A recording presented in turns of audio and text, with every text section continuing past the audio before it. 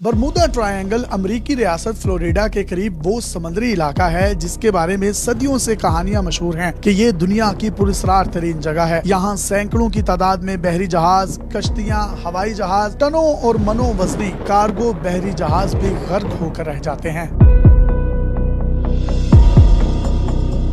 दर्जनों लोगों ने इस इलाके के मुतालिक अपने जाती तजुर्बात बयान करते हुए बताया है कि इस इलाके में जाते ही बहरी जहाजों की सिमत मालूम करने वाले आलात काम करना छोड़ देते हैं, जबकि पायलट्स का कहना है कि उन्हें अजीबो गरीब स्याह और ग्रे बादल दिखाई देते हैं, जिसके बाद ना तो वो अपने जहाज की सिमत का तयन कर सकते हैं, ना उन्हें जमीन का पता चलता है, ना आसमान का, जिसके नतीजे में खौफनाक हादसे से बचना मुमकिन नहीं रहता। बरमूदा ट्रायंगल के इस इलाके में पेश आने वाला एक ऐसा जिसने दुनिया को दहला कर रख दिया। अगरचे इस वाक़े के बारे में बहुत कम लोग जानते हैं, लेकिन इस वाक़े को जानने के बाद आप हैरत के समंदर में मुब्तला हो जाएंगे। ये 4 दिसंबर 1977 की एक सुबह थी जब ब्रूस नामी एक पायलट ने बहामास के जजीरे से उड़ान भरी, जिसके छोटे जहाज में सिर्फ 2 मुसाफिर सवार थे और उनकी मंजिल फ्लोरिडा का शहर आमी था। ये एक मामूल की परवाज थी जिस पर ब्रूस इससे पहले दर्जनों बार सफर कर चुका था, लेकिन इस बार जब तैयारा 1000 फीट की बुलंदी पर पहुंचा तो तैयारे के सामने एक छोटा सा स्याह बादल आ गया जो देखते ही देखते अपना हुजम बढ़ाने लगा। लिहाजा ब्रूस को मजबूरन उसके अंदर से गुजरना पड़ा। आगे जाकर जब तैयारा 11,500 फीट की बुलंदी पर पहुंचा तो पायलट के सामने एक और पुरस्कार स्याह बादल आ गया, जिसे देखकर ब्रूस काफी खौफजदा हो गया। लेकिन ये बादल पिछले बादल से ज्यादा गहरा, ज्यादा हैबतनाक और खौफनाक था, जिसके अंदर से गुजरने के अलावा उस ब्रूस नामी पायलट के पास कोई और रास्ता ना था। लिहाजा ब्रूस ने तैयारे को बादल के अंदर दाखिल कर दिया, लेकिन इस बादल के अंदर स्याह कूप अंधेरा था। मगर ये तूफानी बादल नहीं था। थोड़ी देर बाद अचानक बादल के अंदर से सफेद रोशनी के झमाके से होने लगे और पायलट ने पहले ही लम्हे जान लिया कि ये आसमानी बिजली नहीं थी बल्कि कुछ और ही था। इस बादल के अंदर तैयारे का सफर निस्फ घंटे जारी रहा, लेकिन फिर अचानक ब्रूस को महसूस हुआ कि ये वही बादल था जो 1000 फीट की बुलंदी पर उससे टकराया था, और ये एहसास होते ही उसके रोंगटे खड़े हो गए।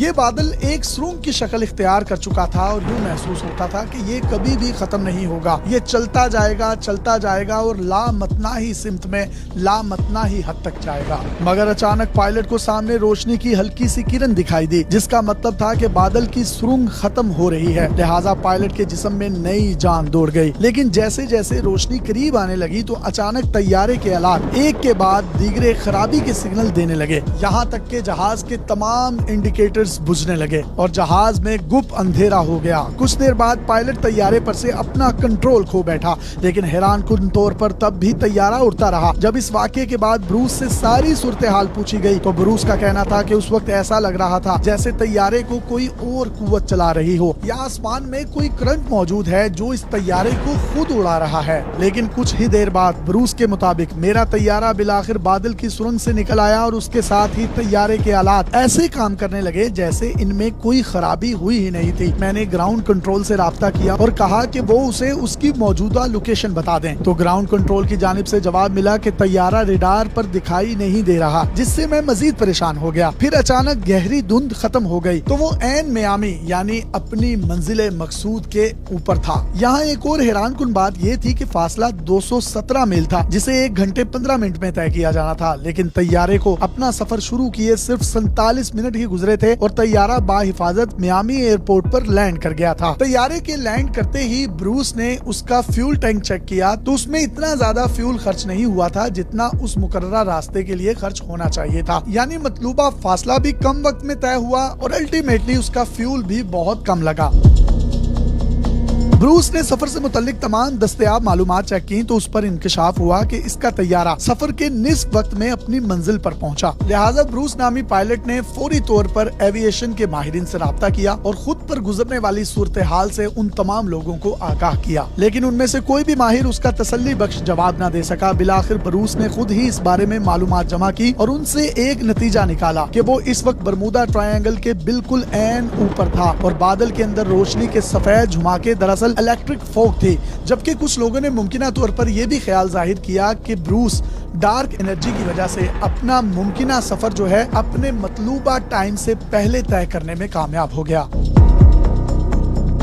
ये वही तवानाई है जिसकी वजह से हमारी कायनात फैलती है। ये तवानाई ब्लैक होल की तरह वक्त और मुकाम में खलल पैदा कर सकती है और इसकी वजह से बादल की एक सुरंग पैदा हुई। ब्रूस इत्तफाक से उसी सुरंग में जा निकला और खुशकिस्मती से वहाँ से जिंदा सलामत वापस आ गया। कुछ माहिरीन के मुताबिक इस नौइयत के बादल इस इलाके में आम हैं और अक्सर पायलट्स को इनका सामना करना पड़ता है। ताहम इसकी वजाहत कोई न दे सका कि ब्रूस ने अपना सफर निस्फ वक्त में कैसे तय किया। ब्रूस की ये फ्लाइट आज भी एक राज है जो कि हल तलब है। दरअसल इस वाक़े को इतनी शोहरत इस वजह से मिली क्योंकि इस जगह के बारे में ऐसा कहा जाता है कि यहाँ 50 से ज्यादा बहरी जहाज और 20 से ज्यादा हवाई जहाज जो हैं वो गर्क हो चुके हैं, जिनकी वापसी तो बहुत दूर की बात, उनका सुराग तक भी आज तक न लगाया जा सका। इस खित्ते में बहरी जहाजों और हवाई जहाजों के डूबने, गर्क होने और गायब होने की कहानियां 19वीं सदी के निस्फ में शुरू हुई, लेकिन उन जहाजों के मलबे, उन जहाजों के बारे में मालूमात और उन जहाजों के वापस आने के बारे में कोई भी खातिर खा मालूमात ना दे सका।